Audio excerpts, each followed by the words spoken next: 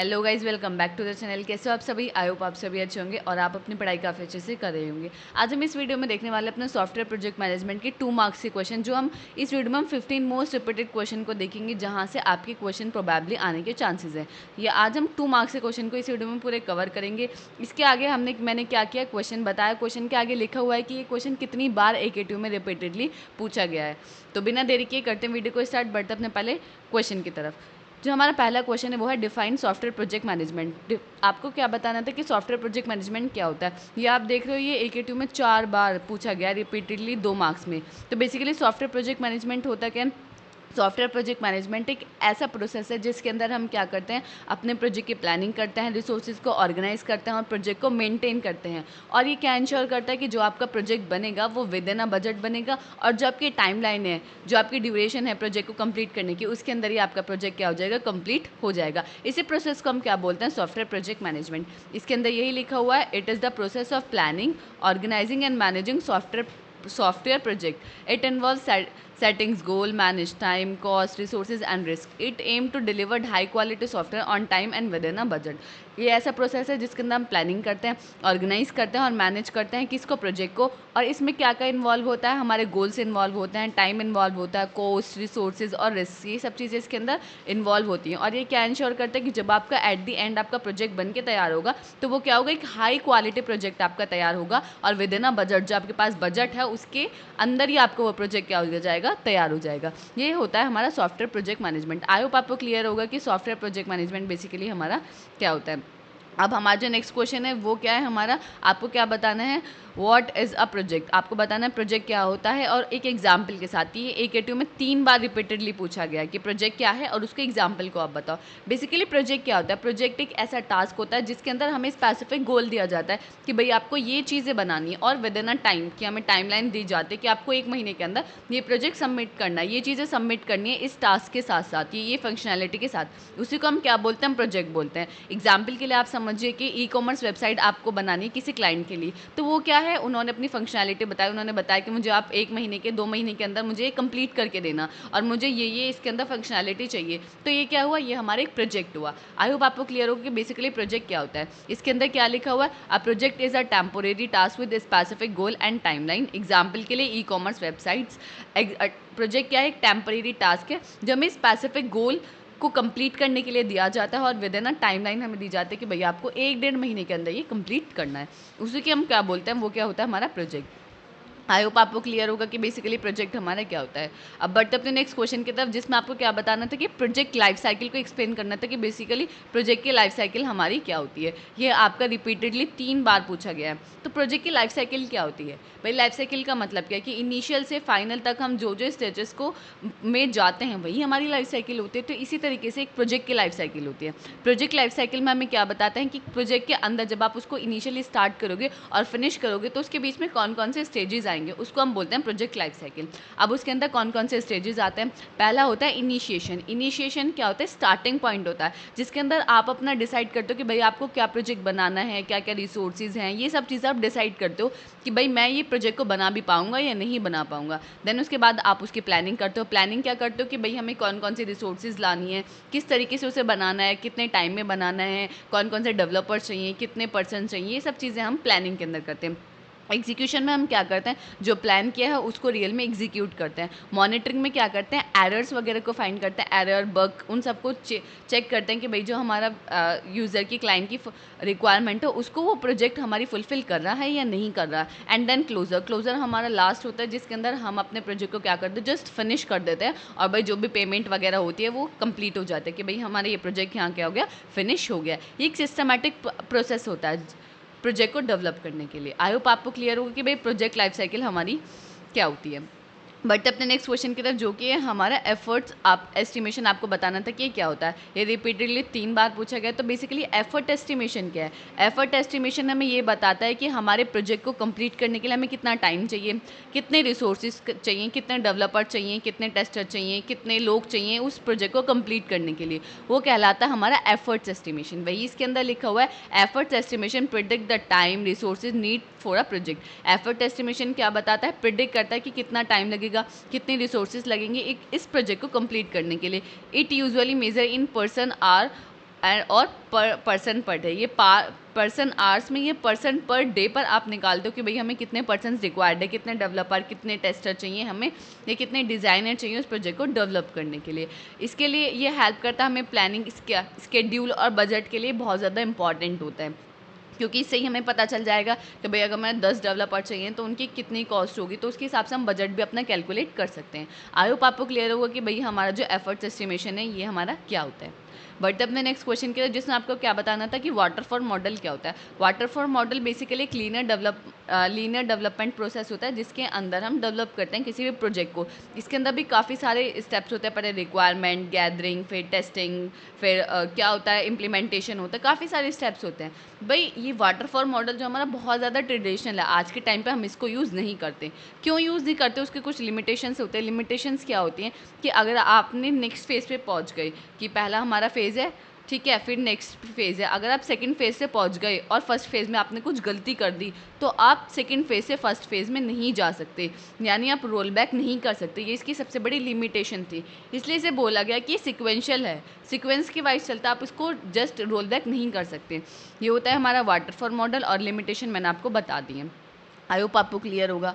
बढ़ते अपने next question की तरफ, जो कि आपका क्या है, risk management. Basically risk management क्या होता है? रिस्क क्या होता है? रिस्क वो प्रॉब्लम होती है या वो प्रॉब्लम्स होती हैं जो आपके प्रोजेक्ट की वर्किंग को हार्म पहुंचा सकती हैं, ठीक है, वही वो एरर्स, वो बग जो प्रोजेक्ट की वर्किंग को ख़राब कर सकते हैं, उसको हम बोलते हैं रिस्क। रिस्क मैनेजमेंट क्या होता है कि जो रिस्क आने वाले उनको मैनेज करना, वही हमारा कहलाता है रिस्क मैनेजमेंट। वही इसके अंदर लिखा हुआ है, risk management identify, analyse and handle project risk. Risk management एक ऐसा प्रोसेस है जिसके अंदर जो भी हमारे रिस्क आने वाले होते हैं उनको हम एनालाइज करते हैं और उनको क्या करते हैं, हैंडल करते हैं कि भाई अगर हमारे ये रिस्क आ गया तो हम क्या करेंगे, ठीक है। It ensure minimal impact on project success.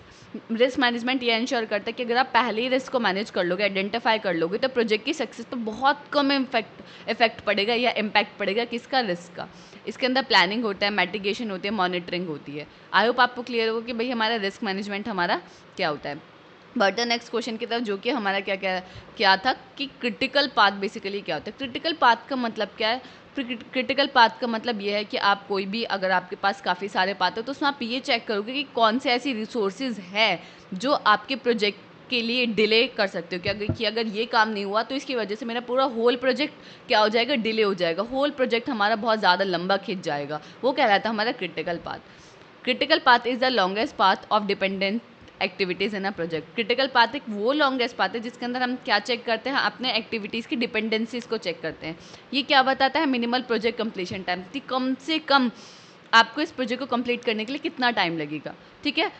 Delay in the part, delay the whole project, और वो उन एक्टिविटीज़ को फाइंड आउट करता है जिनकी वजह से हमारा पूरा प्रोजेक्ट डिले हो सकता है, वही हमारा क्या कहलाता है, क्रिटिकल पाथ। आई होप आपको क्लियर होगा कि भाई क्रिटिकल पाथ हमारा क्या होता है। बट द नेक्स्ट क्वेश्चन की तरफ, जिसमें आपको क्या बताना था कि सॉफ्टवेयर कॉन्फ़िगरेशन मैनेजमेंट हमारा क्या होता है। सॉफ्टवेयर कॉन्फ़िगरेशन मैनेजमेंट एक ऐसा प्रोसेस है जिसके अंदर हम क्या करते हैं, अपने सॉफ्टवेयर को क्या करते हैं, कंट्रोल करते हैं। ये मेंटेन करता है कंसिस्टेंसी, उसको टाइम टू टाइम ट्रैक करता है, उसकी क्वालिटी को इंश्योर करता है कि भाई जो आपकी क्वालिटी है वो हाई रहेगी। इंक्लूड वर्जन्स, कंट्रोल, ये सब चीज़ें क्या रहती है इसके अंदर इंक्लूड रहती है। बेसिकली सॉफ्टवेयर कॉन्फ़िगरेशन मैनेजमेंट एक ऐसा प्रोसेस है जिसके अंदर हम सॉफ्टवेयर के अंदर कोई भी चेंजेस करने वाले होते हैं उनको कंट्रोल करते हैं, किसकी हेल्प से, सॉफ्टवेयर कॉन्फ़िगरेशन मैनेजमेंट की हेल्प से। आई होप आपको क्लियर होगा।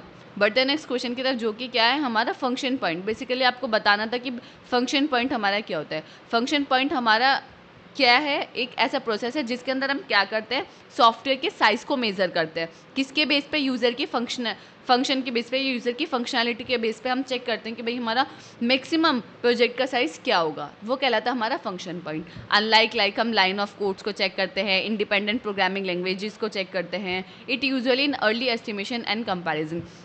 बेसिकली प्रोजेक्ट को स्टार्ट करने से पहले हम इसको एस्टिमेट करते हैं और कंपैरिजन करते हैं, ठीक है। ये कहलाता है हमारा फंक्शन पॉइंट। क्या होता है फंक्शन पॉइंट? एक ऐसा प्रोसेस है जिसके अंदर हम प्रोजेक्ट के साइज़ को एस्टिमेट करते हैं कि प्रोजेक्ट का साइज़ क्या होगा, बट किसके बेस पे, यूज़र की फंक्शनैलिटी के बेस पे या यूज़र के फंक्शन के बेस पे। आई होप आपको क्लियर होगी भाई हमारा फंक्शन पॉइंट हमारा क्या होता है। बढ़ते अपने नेक्स्ट क्वेश्चन की तरफ, जिसके अंदर आपको क्या बताना था कि चेंज कंट्रोल प्रोसेस हमारा क्या होता है। चेंज कंट्रोल प्रोसेस हमारा क्या होता है कि अगर हम प्रोजेक्ट के अंदर कोई भी चेंज कर रहे हैं तो वो हमारा एग्जिस्टिंग जो प्रोजेक्ट है उस पर कोई हार्मफुल ना पहुंचाइए, उसको कुछ डैमेज ना करे, ये कहलाता है हमारा चेंज कंट्रोल प्रोसेस। इसके आंसर में ये लिखा है, it method to handle request change in a project, की प्रोजेक्ट के अंदर कोई भी क्लाइंट है उसने रिक्वेस्ट करी या कोई भी डेवलपर है उसने रिक्वेस्ट करी कि हम इसके अंदर प्रोजेक्ट के अंदर ये चेंजेस चाहते हैं, तो उस चेंजेस को रिक्वेस्ट को हैंडल करने के लिए हम किसका यूज़ करते हैं, चेंज प्रोसेस मैनेजमेंट का यूज़ करते हैं। इसके अंदर कुछ स्टेप्स होता है, request, review, approval, implementation and documentation. I hope आपको क्लियर होगा कि ये हमारा चेंज कंट्रोल प्रोसेस हमारा क्या होता है। बढ़ते अपने नेक्स्ट क्वेश्चन की तरफ, जो कि हमारा क्या है, जॉब इनलार्जमेंट। आपको बताना था कि जॉब इनलार्जमेंट हमारा क्या होता है। जॉब इनलार्जमेंट का मतलब है meaning giving employ a wider variety of task, कि आप एक पर्सन को वेरियस टास्क दो। ऐसे नहीं कि भाई उसको एक ही टास्क दे दिया कि भैया आप डिज़ाइनिंग करते रहो, यही बस एक ही काम पे आपने उसका रिस्ट्रिक्ट कर दिया कि भैया आप यही काम करते रहो। अगर हम आपको एक रिस्ट्रिक्ट कर दें कि भैया आपको एसपीएम पढ़ना है, तो क्या होगा, आप बहुत ज़्यादा बोर हो जाओगे, बहुत ज़्यादा फ्रस्ट्रेट हो जाओगे, बहुत ज़्यादा परेशान हो जाओगे कि यार ये क्या, ये कितना पढ़ना पड़ा। इसी तरीके से जॉब में होता है कि आप जो भी वर्क दे रहे हो डिफरेंट पर्सन, अगर एक पर्सन को तो डिफरेंट वर्क दो ताकि उसके लिए वो एन्जॉयबल हो, उसको वर्क अच्छा लगे और उसको लगे कि हाँ भाई ये जो मैं काम कर रहा हूँ ये अच्छा काम कर रहा हूँ। वो कहलाता है हमारा जॉब एनलार्जमेंट। ये क्या करता है, इंक्रीज जॉब स्कोप और reduce boredom, it does not change the job responsibilities level. I hope आपको क्लियर होगा कि भाई हमारा जॉब एनलार्जमेंट हमारा क्या होता है। बट द नेक्स्ट क्वेश्चन की तरफ, जिसके अंदर आपको क्या बताना था कि ऑर्गेनाइजेशनल बिहेवियर क्या होता है। बेसिकली ऑर्गेनाइजेशनल बिहेवियर क्या होता है, it study how individual and group act in organisation. ये एक ऐसा प्रोसेस है जिसके अंदर हम स्टडी करते हैं कि हमारी ऑर्गेनाइजेशन के अंदर ग्रुप या इंडिविजुअल पर्सन किस तरीके से एक्ट कर रहा है। It help improve communication, motivation and team work, जिसकी हेल्प से हम क्या कर सकते हैं, अपने टीम वर्क को इंप्रूव कर सकते हैं, मोटिवेशन कर सकते हैं, मोटिवेट कर सकते हैं अपने टीम मेंबर्स को, कम्युनिकेशन अच्छा कर सकते हैं, जिसकी हेल्प से हमारी लीडरशिप अच्छी होगी, हमारे प्रोजेक्ट की क्वालिटी अच्छी होगी और प्रोजेक्ट का जो टाइम है वो हमें कम लगेगा। आई होप आपको क्लियर होगा कि भाई प्रोजेक्ट हमारा ऑर्गेनाइजेशनल बिहेवियर हमारा क्या होता है। नेक्स्ट क्वेश्चन आपका क्या है कि risk planning. Risk planning as the name suggest कि आपको रिस्क पता चल गया कि भाई यहाँ ये रिस्क आ सकता है, तो आप उसकी पूरी स्ट्रैटेजी बना रहे हो, पूरी प्रिपेयरिंग कर रहे हो, पूरी प्लान कर रहे हो कि भैया हम अगर ये रिस्क आता है तो उसको किस तरीके से हम हैंडल करेंगे, क्या क्या चीज़ें हम यूज़ करेंगे, कौन कौन सी टूल एंड टेक्नोलॉजीज़ यूज़ करेंगे इस रिस्क को हैंडल करने के लिए। वो कहलाता है हमारा रिस्क प्लानिंग। आई होप आपको क्लियर होगा कि रिस्क प्लानिंग हमारा क्या होता है। बट द नेक्स्ट क्वेश्चन की तरफ, जो कि हमारा टेक्निकल रिस्क। टेक्निकल रिस्क यानी टेक्नोलॉजी से कोई भी रिलेटेड हमारा रिस्क आता है तो that is called technical risk, कि भाई जो भी हम टेक्नोलॉजी यूज़ कर रहे हैं वो एग्जिस्टिंग हमारा वर्क नहीं कर रही है या वो डिले हो रहा है किसी भी वजह से, तो वो कहलाता है हमारा technical risk. Technical risk arise from using new and untested technology. Basically technical risk हमारा जब भी आता है जब आप यूजुअली नई टेक्नोलॉजी पे काम करते हो या नई टूल्स पे काम करते हो जिनसे आप फैमिलियर नहीं हो। ठीक है, आई होप आपको क्लियर होगी भाई ये टेक्निकल रिस्क क्या होता है। अब बट अपने लास्ट क्वेश्चन की तरफ, जिसमें आपको क्या बताना था कि CPI greater than 1.1 and SPI greater than 1.2 का मतलब क्या है। ये मैंने आपको प्रीवियसली जिसमें आपको वन शॉट ऑल यूनिट्स करा उसमें मैंने काफ़ी अच्छे से एक्सप्लेन किया है। तो 1.1 CPI अगर ग्रेटर देन 1.1 है, इसका मतलब क्या है कि कॉस्ट परफॉर्मेंस हमारी बेटर है, जैसे कि हम एक्सपेक्टेड कर रहे हैं उससे अच्छा काम चल रहा है। SPI अगर ग्रेटर देन 1.2 इसका मतलब क्या है कि हमारा जो प्रोजेक्ट की स्केड्यूल है वो अहेड है। ठीक है, तो इसका मतलब क्या है कि दोनों जो है बोथ इंडिकेट क्या कर रहे हैं, प्रोजेक्ट की प्रोग्रेस को पॉजिटिव करें कि प्रोजेक्ट की प्रोग्रेस जो है हमारी पॉजिटिवली इंक्रीज हो रही है। तो आई होप आपको क्लियर होगा कि CPI greater than 1 and SPI हमारा किस तरीके से वर्क करता है। तो ये हमारे 15 मोस्ट रिपीटेड क्वेश्चन थे जहाँ से प्रोबेबली क्वेश्चन आने के चांसेस हैं, तो आप इनको ज़रूर करके जाएं और एक बार इसको रीड कर लेंगे तो आपको काफ़ी अच्छे से समझ आ जाएगा। आई होप आपको क्लियर होगा। अगर आपको कोई भी डाउट है कमेंट सेक्शन में बता सकते हैं। अगर ये वीडियो आपको अच्छी लगी तो लाइक कमेंट शेयर करना बिल्कुल ना भूलें। अगर ये आपको PDF चाहिए तो डिस्क्रिप्शन में आपको लिंक मिलेगा हमारे ऐप का, वहाँ से आपको डाउनलोड करके इन PDF को एक्सेस कर सकते हैं। मिलते हैं किसी अगली वीडियो में। Thank you so much for watching this video.